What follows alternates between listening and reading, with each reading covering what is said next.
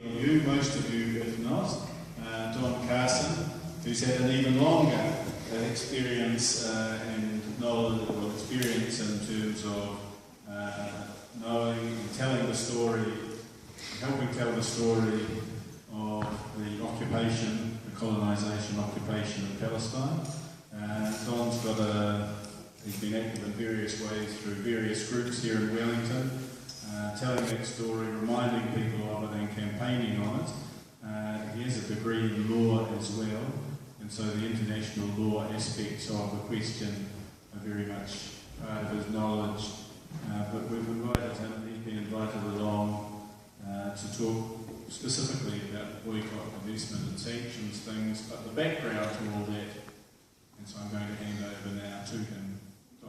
I always wonder how to start out with these talks and how much background there is. There's always going to be somebody who knows far more than I do, and there are always going to be some people who know practically nothing but are interested that something on the news or some remark somebody's made to them has sparked their interest and want to know what it's about. The usual initiation into the Palestine issue is that it is immensely complex. Nobody can really understand all the twists and permutations. There are arguments about this, there are definitions about that, there is some dispute about whether this happened here or over there and who in fact was responsible, and they mainly give up on the issue.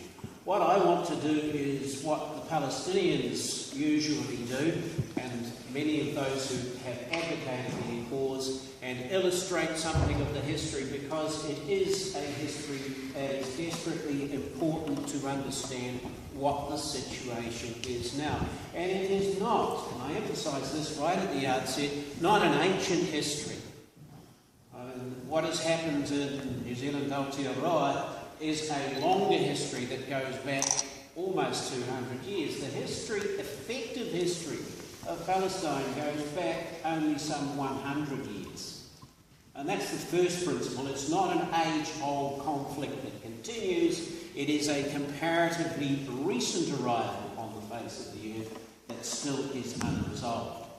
And again, the standard thing is to illustrate the talk by referring to the maps. Now, 100 years ago, just in fact a little bit more, was the original concept, the Congress in Basel in Switzerland, to develop a national home for the Jewish people. Unlike the rest of Europe, who had started creating their overseas empires, and bear in mind that the unification of, say, Italy or Germany was a comparatively recent phenomenon in the 19th century, that the whole idea of who constituted a nation and how you established yourself was very much a matter of flux. But the Congress of Basel was really the starting point, that there would be a national home where Jews from Europe, and the consideration really was only for European Jews, where would they assemble as a national home? And the idea was that everybody else was colonising the planet. White people from Europe would go to somewhere else where there were darker people and take over and put up their flag and creed is there. So it's consistent with that idea, but very much a late comer. And they thought about Madagascar and they thought about Argentina, but then they finally seized upon Palestine. They would establish a national home in Palestine. And if you can understand the politics that then went into the First World War, it was a matter of hitching the wagon to the dominant power and saying, look, we will help you if you will help us. And the help was that those who were leading the Zionist movement in Britain were saying to the British government, we will help get the United States into the First World War if you help us establish our national home in Palestine. Okay, so that was the deal. That led to the Balfour Declaration, which said His Majesty's government,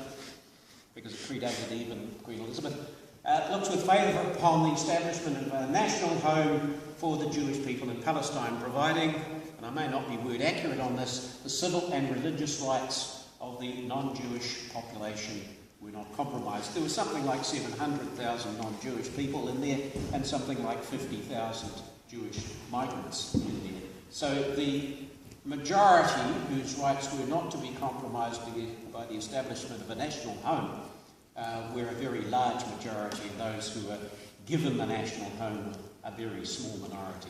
Skip forward into the interwar period. The League of Nations had been established, the mandate of Palestine, and progressively land up to 1946 was bought. That's the sort of lake arrangement here.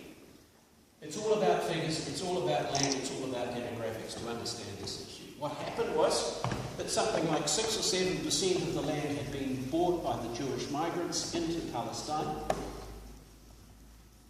Hardly a great area of land to own on which the basis of a nation state could be established. However, this is where it starts to get tricky.